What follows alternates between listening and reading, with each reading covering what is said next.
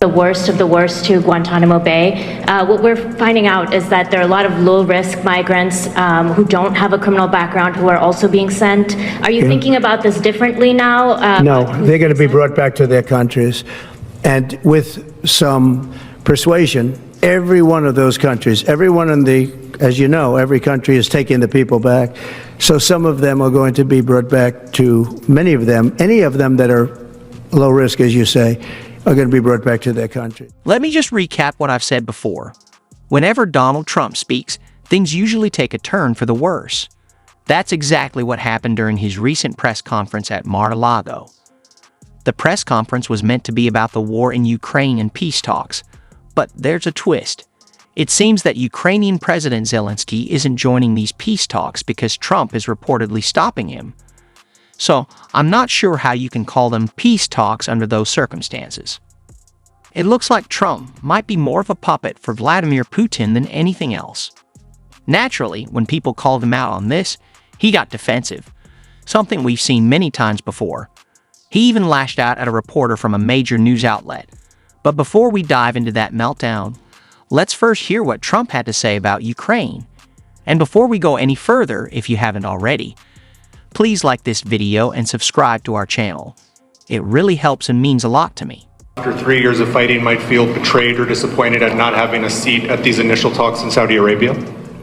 Well, I think I'm really disappointed in what's happened. I've been watching this for 3 years. It's a war that would have never happened if I was president, and I've been watching these people being killed at levels that you've rarely seen, not even close, since the Second World War. And I'm very disappointed. I hear that, they're upset about not having a seat. Well, they've had a seat for 3 years and a long time before that. This could have been settled very easily. Just a half-baked negotiator could have settled this years ago without the loss of much land, very little land, without the loss of any lives, and without the loss of cities that are just laying on their sides. You have those magnificent golden domes that are shattered, will never be replaced. You can't replace them. 1,000-year-old domes that are so beautiful, you can't replace that. The whole civilization has changed because of what. So when they're worried about not being seated, you mean somebody that should have gone in and made a deal a long time ago? I'm not sure what this means for the next 3 years. Ukraine has been at the table, getting the support it needs to defend itself against Putin's brutal invasion, thanks to the efforts Joe Biden made to bring the world together. But what Trump is trying to do here is unclear to me. It's pretty obvious he's been frustrated with Zelensky recently, especially since he interrupted him during talks with Saudi Arabia and, of all places, Vladimir Putin. It's not surprising, but Trump's comments here seem to align with what the Kremlin has been pushing. We're hearing that Russia wants to force Ukraine to hold new elections in order to sign any kind of a peace deal. Is that something that the U.S. would ever support? Well, we have a situation where we haven't had elections in Ukraine, where we have martial law, essentially martial law in Ukraine, where the leader in Ukraine, I hate to say it, but he's down at 4% approval rating, and where a country has been blown to smithereens. You got most of the cities are laying on their sides. The buildings are collapsed. It looks like a massive demolition site. The whole, so many of the cities. They haven't done it in Kiev because I guess they don't want to shoot too many rockets in there. They've done it 20%, but they haven't done it 100%. If they wanted to do it 100%, it would probably happen very quickly. But you have cities that are absolutely decimated. And yeah, I would say that, when they want a seat at the table, you could say the people have to, wouldn't the people of Ukraine have to say, it's been a long time since we've had an election. That's not a Russia thing. That's something coming from me and coming from many other countries also. Trump is pointing to claims that Zelensky is against democracy and has a 4% approval rating. I'm not sure if that's just a reflection of our own president's dropping approval ratings. These are the same talking points coming from the Kremlin, and it's unclear what Trump is really trying to say here. He sounds a lot like Ash right now, pushing all these Russian narratives. As his frustration grew, it was typical of Trump to strike out and try to divert attention from something that seems damaging to him. And that's exactly what happened when he started attacking the AP. To reconsider the restrictions on the Associated Press. And secondly, some of your advisors are concerned with the Associated Press's style guide, using language and giving guidance to not use words like illegal immigrant or to use phrases like gender affirming care. And they're concerned about that being an encroaching amount of liberalism in the way in which the press writes about things. Do you share those concerns? Well, I do think that some of the phrases that they want to use are ridiculous, and I think, frankly, they become obsolete, especially in the last 3 weeks, because many things have happened in the last 3 weeks. And I didn't know about that, but I would say that if they want to use certain phrases like that, and I guess some are okay, but many aren't, but the Associated Press just refuses to go with what the law is and what is taking place. It's called the Gulf of America now. It's not called the Gulf of Mexico any longer. I have the right to do it, just like we have the right to do Mount McKinley, and nobody's even challenging that. But only the essentially, it's primarily the Associated Press, and I don't know what they're doing, but I just say that we're going to keep them out until such time as they agree that it's the Gulf of America. We're very proud of this country, and we want it to be the Gulf of America. Once again, Trump is threatening the Associated Press, attacking their reporters, and essentially yelling at a reporter who asked a perfectly fair question.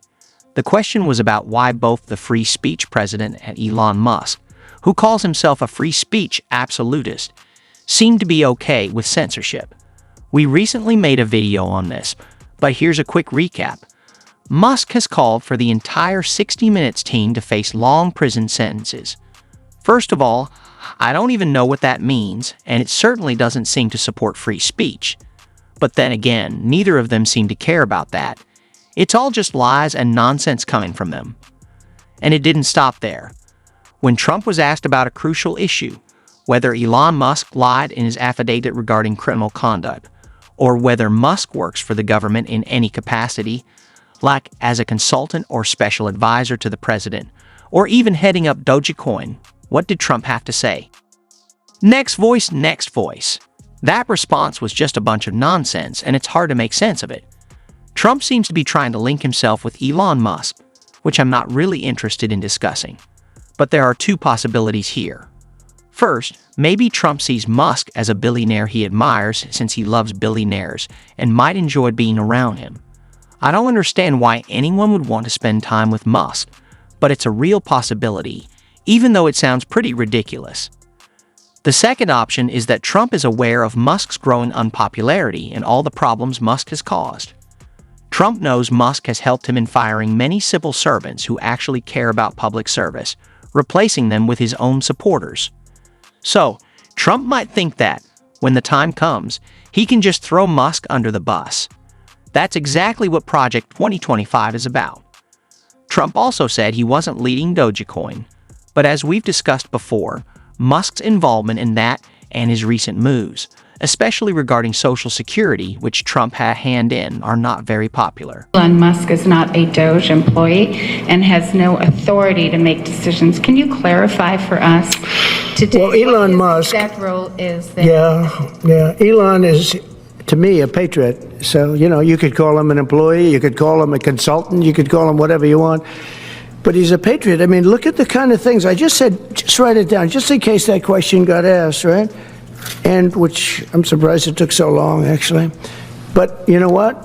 Ukraine's a bigger deal because people are dying by the thousands a week. Thousands. It's becoming pretty obvious that some of the claims being made are just false. The idea that millions of deceased people are still receiving Social Security payments is simply not true. If I were on Social Security, I'd be worried too. But let's be clear. It's a successful program that plays a huge role in the government's budget. Do you honestly believe millions of dead people are getting money? And where exactly would that money be going? If there's a real concern, then fine, bring in auditors to investigate. The inspector generals are already in charge of watching for waste, and they shouldn't be fired. But if you're looking for places to cut, maybe focus on the contracts related to this, especially considering how much of the government budget still fails audits, particularly with the Department of Defense. The truth is, this idea doesn't add up. And speaking of responsibility, Trump has never been great at accepting it, especially when things don't go his way. Next voice, next voice. This is why I think there's a real possibility of Trump throwing Elon Musk under the bus. And honestly, that would be quite something, wouldn't it? Imagine if they had a messy breakup and it turned into this fiery, angry feud. Trump is refusing to take responsibility for the mass firings, claiming that the disaster wasn't his fault. He says it's not his problem that people overseeing critical areas like the nuclear arsenal were let go. It's interesting, though, that Trump is firing people with the most experience in the government. People who've been there for 10, 20, or even 30 years, like the Director of Social Security and other public servants. Why would he do that? It's likely because these long-term employees know how to stop Trump from turning the government into something more authoritarian. Some of these people have been there long enough to understand how to hold things in check, and Trump doesn't want that. The idea that different branches of government should have checks on each other, that's something Trump doesn't like. In fact, just today, he said the president is the only one who can define what the law is. That's about putting all the power in Trump's hands, and it's a terrifying thought. But we can't let this slide. It's our job to call it out, and we'll keep doing that every day on this show. If you want to support us, don't forget to hit the subscribe button, leave a like, and if you made it this far, drop a blue heart in the comments. See you next time.